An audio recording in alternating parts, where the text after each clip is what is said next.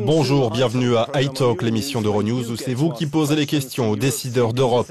Je m'appelle Alex Taylor et je vais faire en sorte que vous ayez les réponses. Avec moi aujourd'hui, Gilles de Kerchove, coordinateur de la lutte antiterroriste de l'Union européenne. Monsieur de Kerchove, merci d'être là. Les choses sont bien difficiles pour l'Union européenne, autant de pays à mettre d'accord sur des questions comme la pollution ou les frontières. Disposons-nous sérieusement d'une politique de lutte contre le terrorisme ? Nous en avons une. En effet, en 2005, les chefs d'État et de gouvernement ont adopté une stratégie plutôt complète. Et qui porte sur quoi? Les pays doivent-ils révéler des secrets? Je veux dire, il s'agit là d'une question sensible pour chaque pays. Laissez-moi d'abord clarifier un point. Les États membres restent responsables de leur sécurité intérieure. L'Union européenne n'est là que pour soutenir l'effort et créer des cadres, adopter une législation, mettre des crédits à disposition.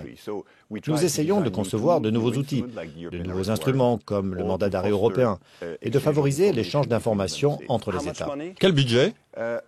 C'est énorme, 1,4 milliard d'euros ont été affectés rien que pour la recherche en matière de sécurité. C'est plutôt conséquent.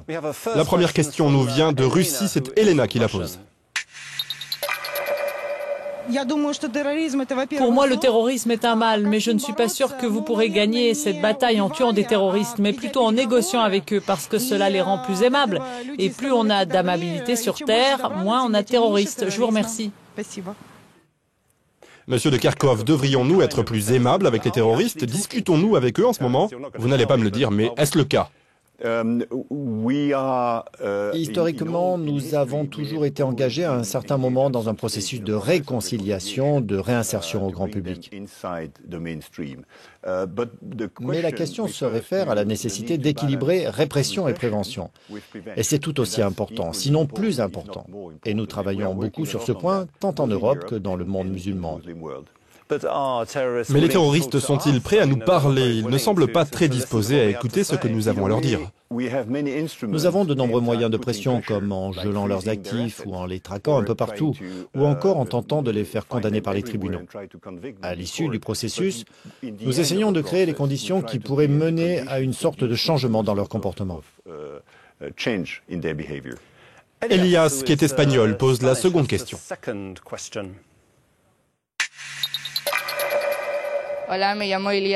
Bonjour, je m'appelle Elias et j'aimerais savoir si ce qu'on dit sur Ben Laden est vrai, parce qu'il n'existe aucune photo pour le prouver ni l'expliquer.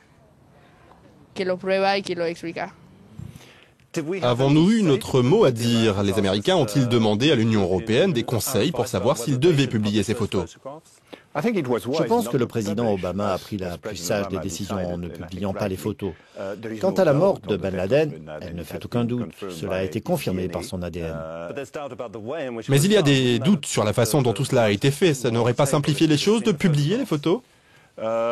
Comme je l'ai dit, je pense qu'il était sage de ne pas publier de photos parce qu'il a été grièvement blessé au moment des faits et par conséquent cela n'aurait fait qu'augmenter cette dimension iconique. Je pense donc qu'il était sage de ne pas le faire. Mais il ne fait aucun doute qu'il s'agissait bien d'Oussama Ben Laden. Cela a été confirmé par son épouse, sa fille et son ADN. Autre question de Christian. On en fait beaucoup sur le terrorisme. Ça ne veut pas dire que, personnellement, je suis contre, mais j'ai presque envie de dire, à qui profite tout cela? Cette question du battage médiatique revient souvent. Parlons-nous trop du terrorisme? Et ne sommes-nous pas en train, en quelque sorte, de l'encourager en offrant aux terroristes une telle exposition?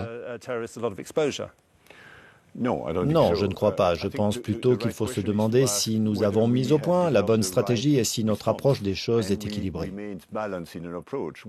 Il est préférable d'une certaine manière de ne pas surdévelopper l'appareil sécuritaire. Nous devons rester équilibrés et maintenir un équilibre entre liberté et sécurité. C'est un enjeu majeur. Mais poser le problème fait partie, je crois, de la stratégie de communication. Le message que nous avons voulu transmettre ces derniers temps, surtout après le printemps arabe, c'est qu'Al-Qaïda ne dispose d'aucun soutien auprès de la population de ces pays. Question maintenant de Paulo.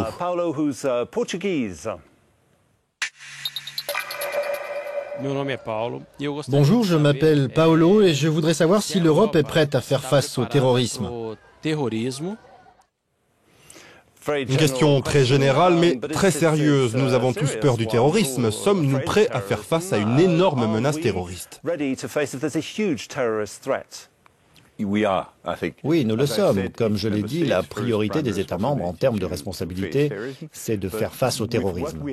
Mais avec ce que nous avons décidé d'adopter ces 10 dernières années, je pense que nous sommes dans une bien meilleure position, non seulement pour y faire face, mais aussi en termes de prévention. Donc ma réponse est un oui définitif. Mais le problème n'est-il pas en fait que la nature du terrorisme a changé?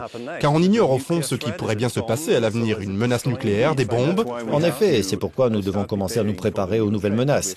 Nous commençons à travailler sur le terrorisme CBRN, autrement dit les menaces chimiques, biologiques, nucléaires et radiologiques. Mais également sur le cyberterrorisme, la cybersécurité. Nous avons commencé à travailler là-dessus très sérieusement. Question maintenant à Londres de Joe.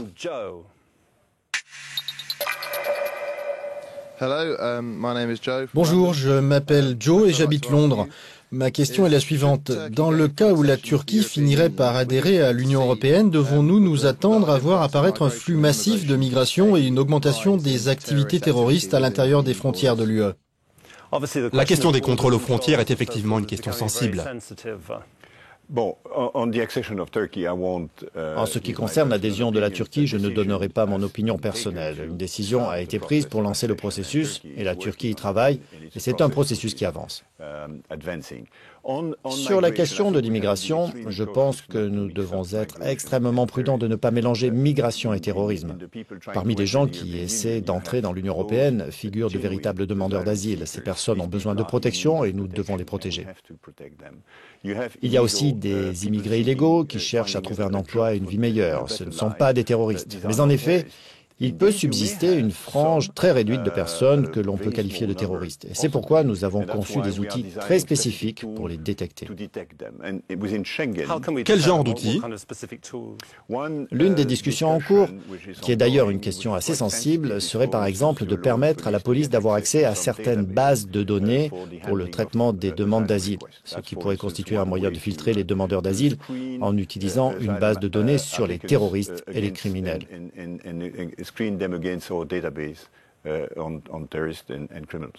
Question de Stéphanie maintenant.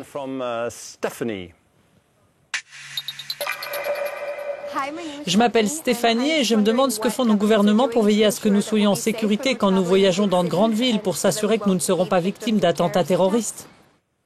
Je pense que ce que Stéphanie essaye de savoir est si nous constituons des cibles potentielles en tant qu'Européens quand nous quittons l'Europe pour l'étranger.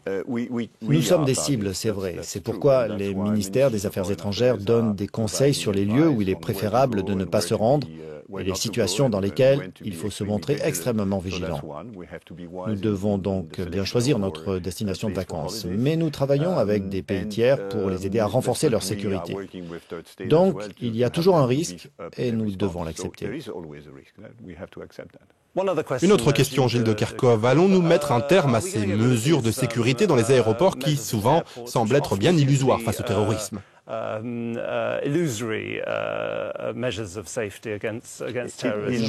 ne dirais pas illusoire. Enfin, tout ce ramdam pour enlever les ceintures et les chaussures, etc. Je pense que nous nous améliorons chaque jour. C'est ce qui rend les 1,4 milliard d'euros consacrés à la recherche en matière de sécurité si importants.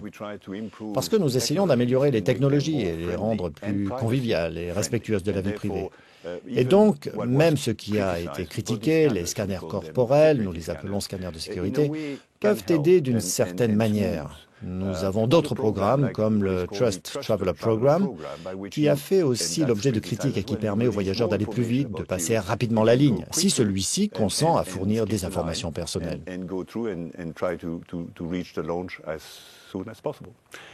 Merci, Monsieur de Kerkhove. C'était iTalk. Pour savoir qui seront nos prochains invités, pour poser vos questions, rendez-vous sur le site de l'émission euronews.net/i-talk depuis le Parlement européen, ici à Bruxelles.